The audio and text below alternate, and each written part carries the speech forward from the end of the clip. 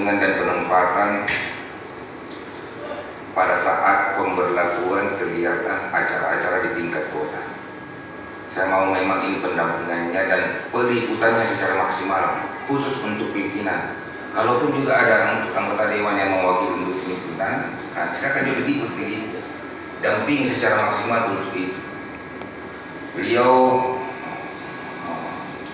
sangat menyayangkan juga kalaupun ada kegiatan umpamanya di tingkat kota dan diundang 50 anggota dewan, yang 50 anggota dewan ini mempertanyakan di mana kursinya dia mau duduk.